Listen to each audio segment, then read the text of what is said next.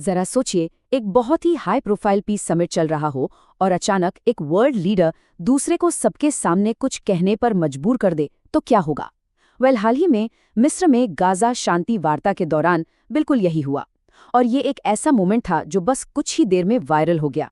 तो चलिए समझते हैं कि आखिर ये पूरा मामला था क्या। ये शब्द थे डोनाल्ड ट्रंप के, और उन्होंने ये अपनी स्पीच के बीचों बीच कहे।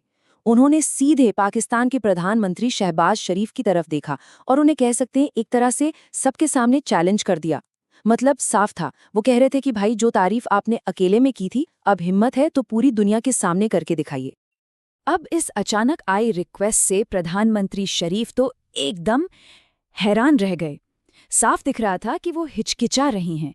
एक पल के लिए तो लगा जैसे पूरे कमरे ने अपनी सांस रोक ली हो। और फिर वो माइक की तरफ बढ़े। इसके बाद शहबाज शरीफ ने जो कहा वो तारीफों का एक ऐसा सैलाब था जिसकी शायद किसी ने भी उम्मीद नहीं की होगी। चलिए जरा गौर से देखते हैं कि उन्होंने असल में बोला।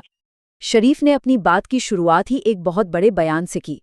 उन्होंने कहा कि वो ट्रंप को नोबेल पीस प्राइज के लिए नॉमिनेट करना चाहेंगे।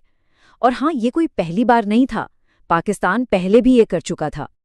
इसके बाद आया एक और भी बड़ा दावा, ये कि ट्रंप के दखल देने की वजह से भारत और पाकिस्तान के बीच एक न्यूक्लियर वॉर रुक गया और लाखों लोगों की जान बच गई।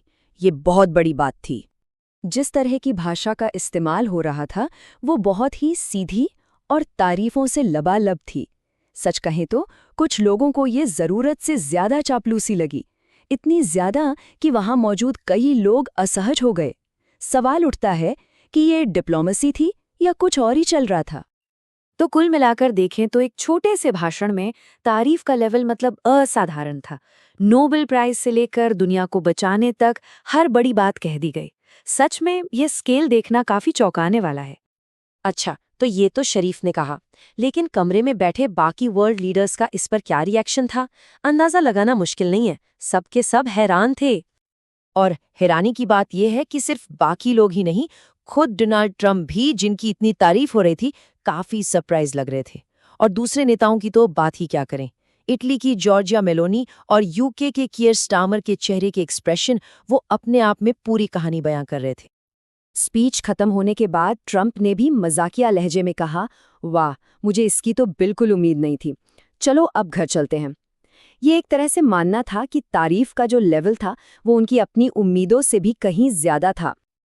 ये वायरल मोमेंट तो काफी दिलचस्प था, इसमें कोई शक नहीं। लेकिन ये हमें एक ज्यादा बड़े सवाल की तरफ ले जाता है कि आखिर जिस समिट में ये सारा ड्रामा हो रहा था उसका असली मकसद क्या था। तो चलिए अब इस पूरी घटना के पीछे के बड़े कॉन्टेक्स्ट को समझते हैं। यानी मिस्र में हुए इस गाजा पीस समिट का ऑफिशियल एजेंडा क्या था। तो ये समिट मिस्र में हो रहा था और कागजों पर इसका मकसद था गाजा में चल रहे युद्ध को खत्म करने पर बात करना। कई बड़े लीडर्स वहां मौजूद थे, Donald Trump, Emmanuel Macron, Giorgia Meloni, Keir Starmer, Shahbaz Sharif. लेकिन जो लोग वहां नहीं थे वो भी उतने ही जरूरी थे, खासतौर पर भारत के प्रधानमंत्री मोदी और इजराइल के प्रधानमंत्री नेतन्याहू।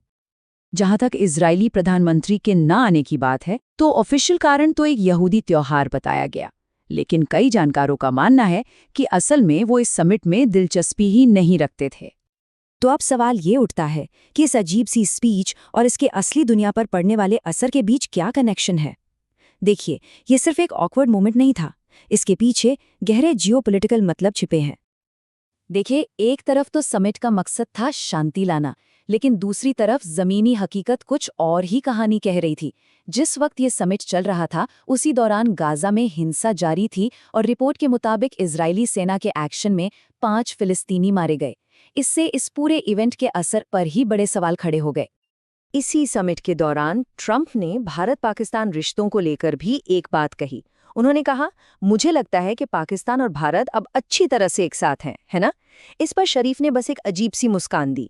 ये एक छोटा सा मोमेंट था, लेकिन इसने इस रीजन की उलझी हुई पॉलिटिक्स को साफ दिखा दिया, खासकर तब जब भारत हमेशा से कहता आया है कि पाकिस्तान से उसके मुद्दे द्विपक्षीय हैं। अब इसे समझने के लिए द्विपक्षीयता या बायलैटरलिज्म को समझना जरूरी है। भारत का हमेशा से यही स्टैंड रहा है कि पाकिस्तान के साथ जो भी मसले हैं वो दोनों देश आपस में बैठकर सुलझाएंगे, किसी तीसरे की जरूरत नहीं है। वहीं दूसरी तरफ पाकिस्तान हमेशा से चाहता है कि अमेरिका जैसी कोई बड़ी ताकत बीच में आए, तो ट्रंप की ये टिप्पणी सीधे सीधे पाकिस्तान के इसी नज़रिए को सपोर्ट करती है जो कि भारत के स्टैंड के खिलाफ है। और ये सब कुछ हमें एक आखिरी और शायद सबसे बड़े जियोपॉलिटिकल सवाल पर लाकर खड़ा कर देता है।